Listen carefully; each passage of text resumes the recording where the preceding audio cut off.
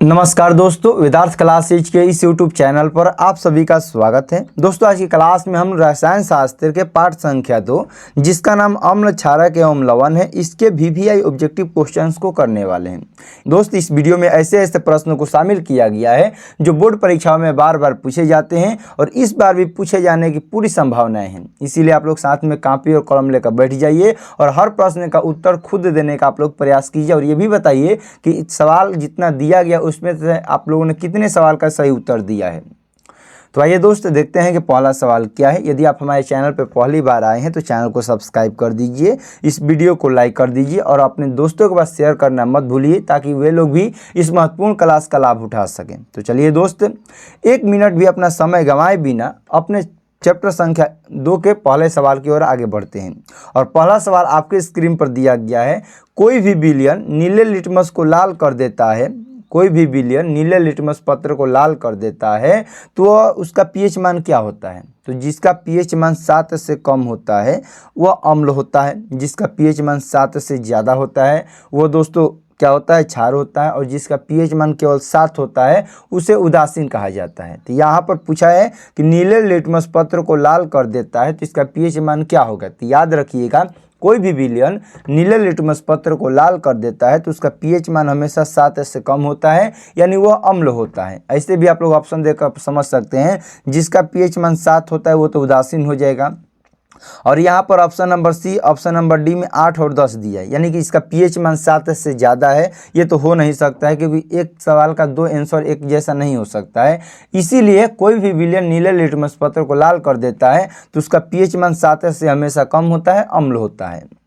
अगला सवाल दोस्त दिया गया है, किसी भी उदासीन विलयन का पीएच मान कितना होता है। अभी हमने बताया कि किसी भी उदासीन विलयन का पीएच मान जो होता है हमेशा 7 से कम होता है। सही उत्तर ऑप्शन नंबर बी हो जाएगा।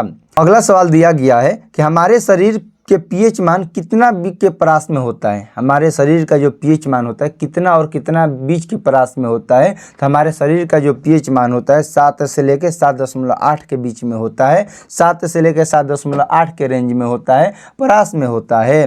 अगला सवाल है, बेकिंग पाउडर का अनुसूत्र क्या होता है। बेकिंग पाउडर का अनुसूत्र क्या होता है। तो बेकिंग पाउडर का अनुसूत्र NaHCO3 होता है। इसका रासायनिक नाम क्या हो जाएगा। इसका रासायनिक नाम ये भी आप लोग बोल सकते हैं सोडियम बाइकार्बोनेट।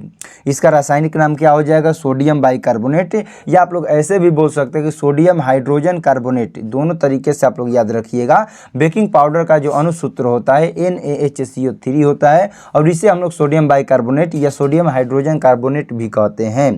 अगला सवाल दोस्त दिया गया है कि इनमें से विजातीय यौगिक कौन है। इनमें से विजातीय यौगिक कौन है। तो आपके पास ऑप्शन है चूना पत्थर, खड़िया, संगमरमर या प्लास्टर ऑफ पेरिस। तो इनमें से विजातीय जो यौगिक है वो चूना पत्थर नहीं होता है, प्लास्टर ऑफ पेरिस होता है। सही उत्तर ऑप्शन नंबर डी हो जाएगा।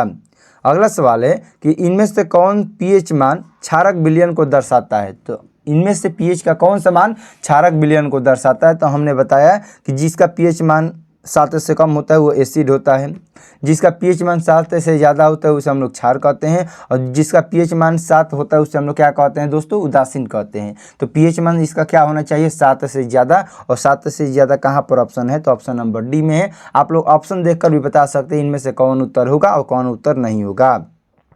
अगला सवाल दोस्त दिया गया, इनमें से प्रबल अम्ल कौन है। बढ़िया सवाल है, इनमें से प्रबल अम्ल कौन है। तो याद रखिएगा, सबसे जो ज़्यादा प्रबल अम्ल होता है उसे सल्फ्यूरिक अम्ल कहते हैं। सल्फ्यूरिक अम्ल सबसे प्रबल अम्ल होता है। इसका सूत्र H2SO4 होता है। ऑप्शन नंबर सी हो जाएगा इसका सही उत्तर। अगला सवाल दोस्त दिया गया है कि अम्लीय ऑक्साइड का पीएच मान क्या होगा। चलिए इसके आंसर आप कमेंट में जरूर से जरूर बताइए कि अम्लीय ऑक्साइड का पीएच मान क्या होगा। आप लोग लिखिए कि क्वेश्चन संख्या 8 का पीएच मान इतना होगा, क्योंकि हमने अभी को ये सवाल जो है 2 बार 3 बार आपसे परीक्षा में पूछा जा चुका है। तो अम्लीय ऑक्साइड का जो पीएच मान होता है दोस्तों हमेशा 7 से कम होता है, क्योंकि जिसका पीएच मान 7 से कम होता है वो अम्लीय ऑक्साइड होता है। ऑप्शन नंबर डी हो जाएगा। अगला सवाल है, इनमें से कौन संक्षारक अम्ल है। इनमें से संक्षारक अम्ल कौन है। तो इनमें से संक्षारक अम्ल कौन हो जाएगा दोस्तों, वही जो प्रबल अम्ल होता है। और इनमें से प्रबल अम्ल सल्फ्यूरिक अम्ल है। जो सल्फ्यूरिक अम्ल है वही प्रबल अम्ल है और वही संक्षारक अम्ल है, यानी कि ऑप्शन नंबर बी हो जाएगा इसका सही उत्तर। अगर आपने दोस्तों अभी तक वीडियो को लाइक नहीं किया तो एक बार लाइक जरूर कर दीजिए। यदि आप हमारे इस वीडियो को लाइक करते हैं तो हमें फ्री क्लास लाने की प्रेरणा मिलती है और जोश जगता है वीडियो बनाने में भी। तो आप लोग इस वीडियो को लाइक थोड़ा सा आप लोग जरूर से जरूर कर दीजिए। और अगला सवाल देखिए, प्रश्न संख्या 10 दिया गया है कि मिल्क ऑफ मैग्नीशिया का पीएच मान क्या होता है। मिल्क ऑफ मैग्नीशिया का पीएच मान क्या होता है? तो मिल्क ऑफ मैग्नीशिया का जो पीएच मान होता है हमेशा 7 से ज़्यादा होता है। और 7 से ज़्यादा कहाँ दिया ऑप्शन में? 10.5 हो जाएगा सही उत्तर। मिल्क ऑफ मैग्नीशिया का पीएच मान जो होता है 10.5 होता है। अगला सवाल दोस्तों दिया गया है कि दांतों को साफ करने के लिए जो टूथपेस्ट होता है वो कैसा होता है।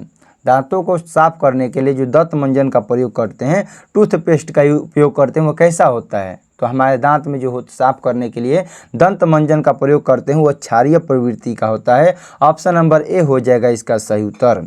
अगला सवाल है कि शुद्ध जल का पीएच मान कितना होता है। शुद्ध जल का पीएच मान क्या होता है? तो शुद्ध जल का दोस्तों पीएच मान हमेशा 7 होता है। सही उत्तर हो जाएगा ऑप्शन नंबर बी, शुद्ध जल का पीएच मान हमेशा 7 होता है। मैं बार बार बता रहा हूँ, इस सवाल को कॉपी में नोट कर लीजिए। इन सभी सवालों को नोट कर सकते हैं क्योंकि ये सभी के सभी सवाल VVI सवाल है। आप लोग देखकर याद कर सकते हैं या कॉपी में भी नोट कर सकते हैं क्योंकि सभी के सभी सवाल जो वेरी इंपॉर्टेंट कहा जाता है वही सब के सब सवाल है। अगला सवाल दोस्तों दिया गया है कि काली चूना का रासायनिक नाम क्या होता है।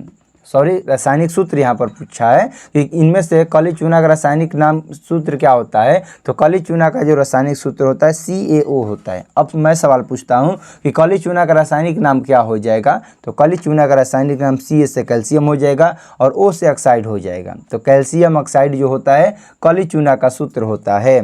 अगला सवाल दोस्तों दिया गया है, इनमें से कौन बुझा हुआ चूना है। इनमें से बुझा हुआ चूना कौन है? तो इनमें से बुझा हुआ चूना है कैल्शियम हाइड्रोक्साइड, यानी कि CaOH2 जो है यह बुझा हुआ चूना है, जिसे हम लोग रासायनिक नाम में इसको कैल्शियम हाइड्रोक्साइड पढ़ते हैं।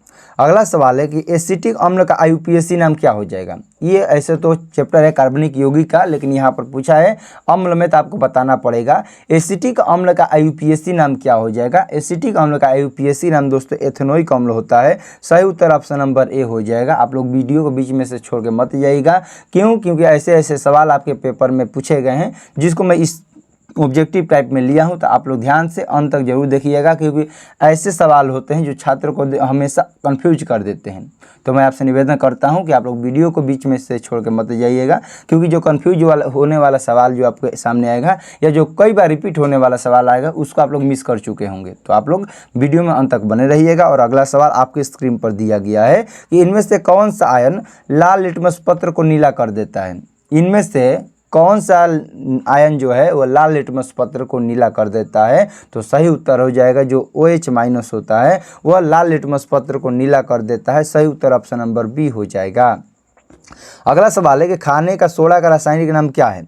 खाने का सोडा का रासायनिक नाम क्या है, जल्दी से बताइए। खाने के सोडे को क्या कहा जाता है। तो खाने के सोडे को सोडियम बाइकार्बोनेट कहा जाता है। सोडियम बाइकार्बोनेट का एक मैंने और दूसरा नाम बताया। सोडियम का हो जाएगा N और बाइकार्बोनेट का हो जाएगा HCO3। तो सोडियम बाइकार्बोनेट को सोडियम हाइड्रोजन कार्बोनेट भी हम लोग पढ़ सकते हैं क्योंकि सोडियम का एगो, हाइड्रोजन का एगो और कार्बोनेट का CO3 हो जाता है। तो सोडियम बाइकार्बोनेट को सोडियम हाइड्रोजन कार्बोनेट भी पढ़ते हैं। और खाने का सोडा का रासायनिक नाम हो जाएगा सोडियम बाइकार्बोनेट और इसका सूत्र हो जाएगा NaHCO3।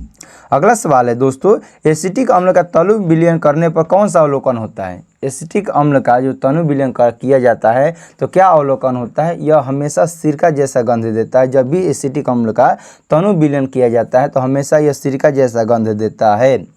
यदि आप दोस्त किसी भी सब्जेक्ट का आपको 10वीं क्लास से संबंधित किसी भी सब्जेक्ट का आपको नोट्स PDF चाहिए तो आप लोग इस दिए गए नंबर पर 96 93 56 30 44 पर कॉल या मैसेज करके फ्री ऑफ कोर्स में किसी भी सब्जेक्ट का आप लोग नोट्स प्राप्त कर सकते हैं। अगला सवाल दोस्त दिया गया है कि इनमें से कौन लवण है। इनमें से कौन लवण है। तो इनमें से जो लवण है इसका सही उत्तर हो जाएगा K2SO4 जो इनमें से लवण है।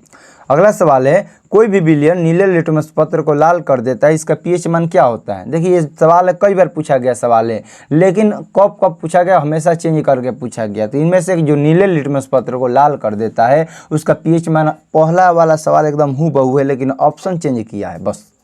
तो पहला सवाल में हमने बताया कि जिसका पीएच मान 7 से कम होता है वो अम्ल होता है, जिसका पीएच मान 7 से ज़्यादा होता है वो भस्म क्षार होता है, और जिसका पीएच मान 7 होता है उसे उदासीन कहते हैं।